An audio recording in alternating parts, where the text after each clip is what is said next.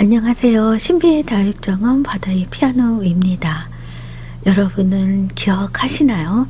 처음 다육이에게 영혼을 빼앗긴 아찔한 순간을요. 저는 기억하고 있는데요. 우연히 보게 된 동영상에서 유튜브님이 보여주시는 방울복랑을 보는 순간 경이로운 다육의 세상이 내 품 안으로 들어왔답니다. 잊을 수 없는 방울복랑과의 만남을 한 후 다육생활을 시작하게 되었는데요. 여러분의 첫사랑은 어떤 다육이었나요? 오늘은 저의 놀라운 만남인 방울복랑에 관한 이야기입니다.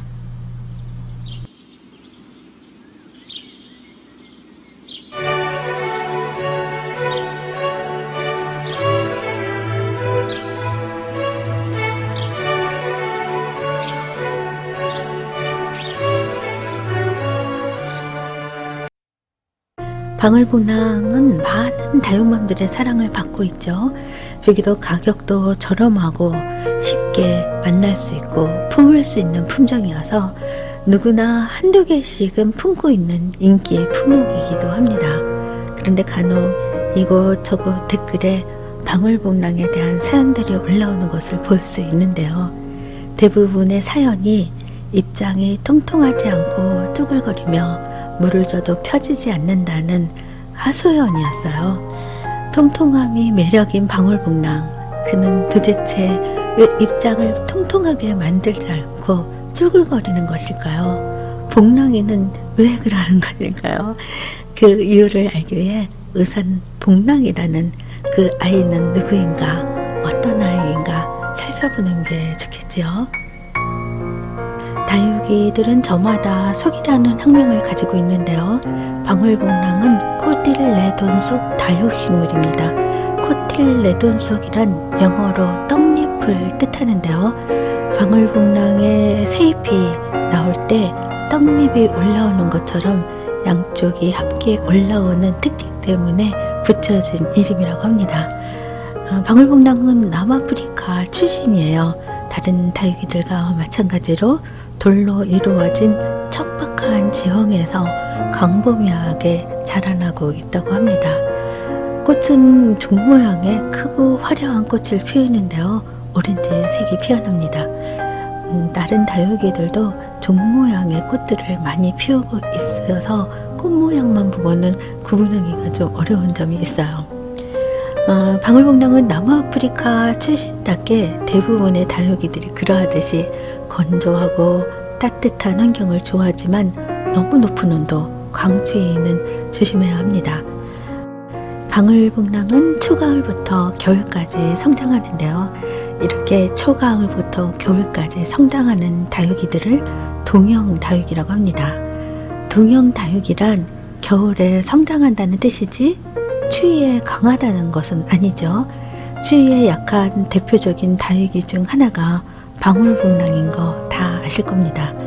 동형다육으로 많이 알고 계시는 에우니움 속 아이들, 예를 들어 흑법사, 청법사, 할로윈 등을 보면 잎이 얇은 아이들이죠. 잎이 얇은 그 아이들도 추위에 약합니다. 이들을 동형다육이라고 하죠. 방울복랑은 영도 근처에만 노출이 돼도 치명적인 추위에 약한 아이입니다. 또 방울복랑은 백분을 가지고 있는 대표적인 다육 식물이기도 하죠. 이렇게 백분을 가지고 있기 때문에 물을 주실 때는 백분을 가지고 있는 아이들에게 하듯이 입장을 피해 물을 주거나 전원 간수를 해주는 것이 좋습니다. 방울복랑은 이꼬지가 안 된다고 지난 영상에 말씀드렸는데요. 어떤 고수님께서 이꼬지를 성경하셨는데 무척 힘들었다고 하시더라고요. 그래서 방울복랑은 주로 삽목으로 번식을 합니다. 방울복랑을 잘라보면 속이 끈적한 액이 많은데요. 여러분이 생활 속에 잘 사용하시는 알로에 같은 모양이에요. 그래서 알로에와 같이 아프리카 원주민들은 약으로 사용했다고 합니다. 지금까지 방울복랑의 출신, 성격 등에 대해서 이야기했는데요. 이 상식을 바탕으로 해서 이제 방울복랑 키우기에 도전합니다. 방울복랑은 어떻게 기르면 좋을까요? 귀엽고 통통한 방울 같다고 해서 방울복랑이라고 우리는 부르지요. 동영종이라고 해서 여름엔 자고 가을부터 봄까지 성장한다는 것도 알았습니다. 방울복랑을 기르시다가 힘들어 하시는 원인 중 하나가 입장을 떨어뜨린다는 것인데요. 이런 상황이 발생되는 것은 한마디로 방울복랑이 동형다육이기 때문이죠. 습도가 높고 온도가 높은 여름에 방울복랑은 수면에 들어갑니다. 수면에 들어간다는 것은 성장 활동을 멈춘다는 것이고요. 뿌리에서 수분 흡수를 정지한다는 것인데요. 습도가 높기 때문에 과습의 효과가 생기는 것을 방지하기 위해서 스스로 물을 안 먹고 입장을 떨구어 자신을 보호하는 것입니다. 그래서 방울복랑이 입장을 떨구면은 습한 곳에 있지 않은가 그 환경을 살펴보고요. 자리를 건조한 곳으로 옮겨주는 방법을 선택해야 합니다. 그렇게 스스로 물을 먹지 않고 입장을 떨궈서 자신을 보호하고 여름을 보낸 방울복랑은 가을이 되면 뿌리 활동을 활발하게 시작하면서 성장을 하기 시작하죠. 새 입장을 올리고 이쁘게 자라나서 기다린 다육맘들을 기쁘게 해줍니다.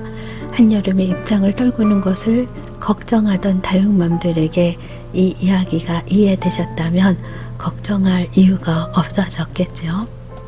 앞의 이야기에서 여러분은 방울복랑이 습도에 민감한 까칠한 아이라는 걸 알게 되셨을 거예요. 이렇게 습도에 민감한 방울복랑은 물을 어떻게 주면 좋을까요? 가을에서 봄까지 성장하는 시기에 입장이 쭈글거릴 때까지 기다렸다가 저명 간수로 한 번에 충분히 물을 주는 방법을 추천합니다. 통통한 잎이 충분히 물을 먹어 통통해질 때까지 물을 주는 방법으로는 저명간수가 적당하기 때문인데요. 저는 방울복랑을 토분에 심어서 기릅니다. 이유는 제가 초보라서 물마름, 저명간수 이런 것들에 서툴기 때문에 토분에 심어 물마름을 눈으로 감찰할 수 있기 때문이죠. 그리고 저명간수 했을 때 물의 흐름도 토분에서 볼 수 있기 때문에 토분에 심는 것이 저는 좋다고 생각을 합니다. 여기 제가 기르는 복랑들이 있는데요. 토분에 심어진 아이들과 일본 방울복랑이라는 아이가 있어요. 확실히 뭔가 다르긴 다른데 딱 꼬집어 말하기에는 좀 애매한 아이네요. 원종 방울복랑은 확실히 구분이 되지요. 12월이 되어 쪼글거리는 방울이들을 저명간수를 통해 통통하게 만들어준 상태입니다. 방울복랑이가 동형이라는 걸 물을 때는 상면에서 물을 줘도 통통해지지 않아 답답했는데요.